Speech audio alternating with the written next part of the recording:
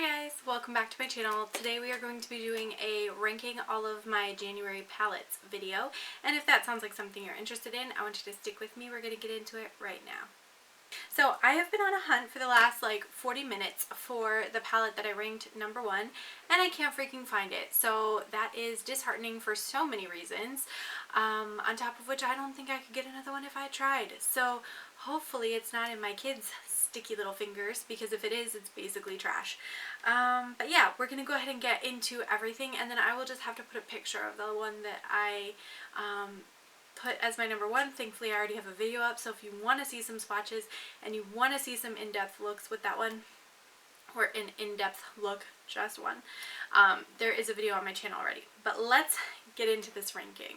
So I have 9 palettes to share with you, and this is the thing.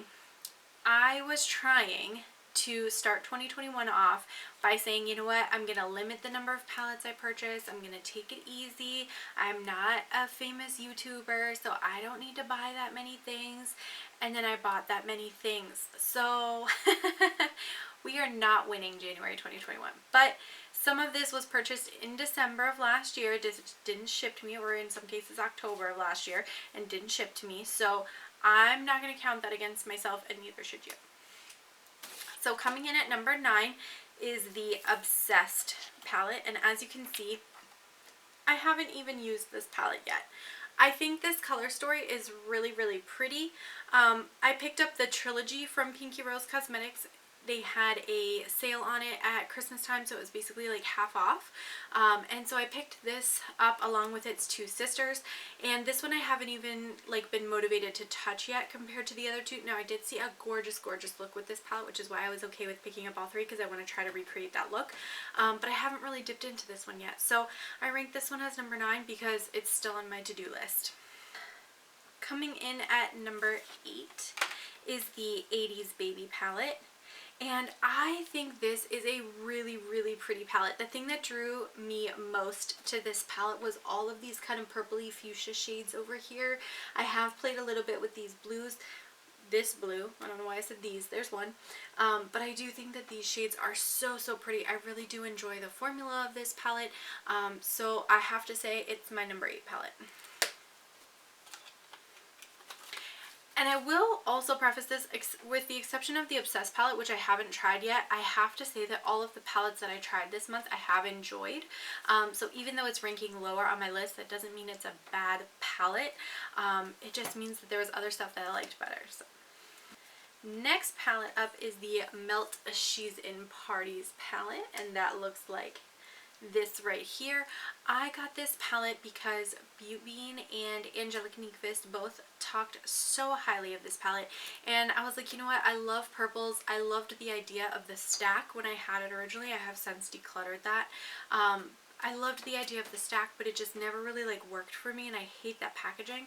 And so then when they released this in a palette, I was like, you know what, yes. So I really have been enjoying these mattes here. I like this for a lower lash line. Gives a little bit of a reflect without being too shimmery to kind of take over the look. This I think is a really pretty lid color, and this one, Skeleton Kiss, is supposed to be kind of a pinky iridescent champagne kind of color, and I just don't think it pulls off the way that they kind of intended it to. So this one I just kind of forget it's there, and I tend to grab other things to kind of complete a look with this palette. But I do think, number 1, this packaging is gorgeous, and I do really enjoy the mattes in this one, so that's why it came in at number 7. Alright, number 6 is going to round out the trio that I picked up from Shroud Cosmetics, and this is the Exotic Peacock. This is the one that I was the most interested in out of the 3. I do think that the blues and greens and purples in here are unmatched. I did a video a long time ago on my channel basically trying to dupe this out in my collection, and I got pretty close. I did a pretty good job. You'll have to check that video out to know for sure. But I did get pretty close, but I just still could not get this palette out of my head. So when they went on sale 50% off, I was like, okay, now is the time. Because otherwise this trilogy was like 80 bucks or something like that. And I think after the discounts and everything, including shipping, I paid $39.99. So for 3 palettes, that's like $13 a piece-ish. So I was okay with that price. The next palette on my list is the NYX Me Luv Me Palette, and I do have a video up with this already. It is a really cute kind of pinky lovey-dovey Valentine's Day palette. I will say these two shades are a little bit of like a grittier texture, so you definitely need a glitter glue with those. But otherwise, these mattes are super buttery and soft. I really enjoy working with this formula. In general, I thought the look that I did with this was really, really pretty, and I have been enjoying playing with this off camera as well. The next palette to talk about, this is my number 4 pick, so we're about a little over halfway down. This is the Nomad, their Iceland palette that they just released, and it looks like this. It has such a beautiful color story. I really enjoy playing with these blues.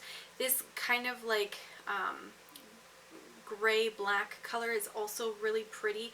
I think the colors and the textures that they chose for this palette are really unmatched. I have not gotten a chance to play with sort of the brights that are in here yet, but that is kind of next on my list. I would love to do kind of a smoky, fiery eye with like kind of a black crease and maybe this red as the wing. So I think that's going to be my next look that I put together with this palette, but I do think that this palette is really nice, and it is the same Nomad quality that you know and love. So if you've tried their other palettes and you love their formula, you will love this one too. The next palette is the Break the Rules palette, and I believe last week I put up a video just quickly reviewing this palette, showing you some swatches in different lighting and showing you a couple looks I put together with this palette. I know everybody and their brother has a video up on this palette at this point, so you don't necessarily need to watch mine, but if you were looking for, you know, some swatches on different skin tones or different lighting, that might be something that would be helpful for you. I really enjoy this palette. It is a palette of toppers, so it's not something you can get like a one and done look out of unless you're really not needing a transition at all. But I do think that these shades look really pretty, and I've enjoyed using them in my looks as I go, you know, to work and things like that. I've worn this palette 4 times to work, and every single time I've worn it, I've gotten compliments from complete strangers in my hospital telling me that they like my eyeshadow. So I think that that tells you that there's something really special about this palette. The next palette to talk about is the Colourpop Wine and Only palette, and I know everybody made so much fun of this palette and they just roasted it left, right, and center, but I actually really like it. I love how deep it goes. Okay, we're gonna move past that, right? We are. Most of the shades in here are kind of like shimmery, but you have this, and this as your mattes that are just really, really dark, rich kind of colors. And I feel like there's so many Colourpop releases that don't go to that depth or that richness, and I think that's what they need. So I was so excited to see this, on top of which this shade I really, really love all over the lid. It's kind of like a burgundy base, but then it has like a rose gold or like a coppery kind of shimmer in it. So when you put it on the lid, it just has so much reflect, but like so much depth at the same time, that I've really, like, it's hard for me to use this palette and not use that shade, because I think that that shade is like the standout of this palette. So whether you like the concept of the palette or think it's cheesy, it's, you know, it's whatever, but I loved working with this palette. And the last palette that I want to talk about in January that I ordered last October, and it took me forever and a day to get, is the Shroud Cosmetics It's Freaking Bats palette. Now this is just the little card that comes in the package when you purchase said palette.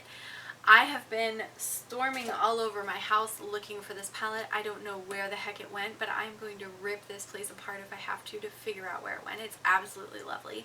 If you check out in my videos about 2 weeks ago, there is a video that is doing a first impressions with that palette, and it is, I cannot speak highly enough of that palette. It's definitely very pigmented, so you do need to be careful because you will get fallout. But I think the fallout is worth it because the color payoff, the richness, the vibrancy of the colors, the color selection themselves is standout. So of all of the palettes that I gave a try in January, that had to be my number 1 pick. So with that being said, let me know down in the comments below, what have you been trying out and loving this January? Definitely want to hear from you about that. Don't forget to like and subscribe, and I'm going to catch you in my next video. Bye!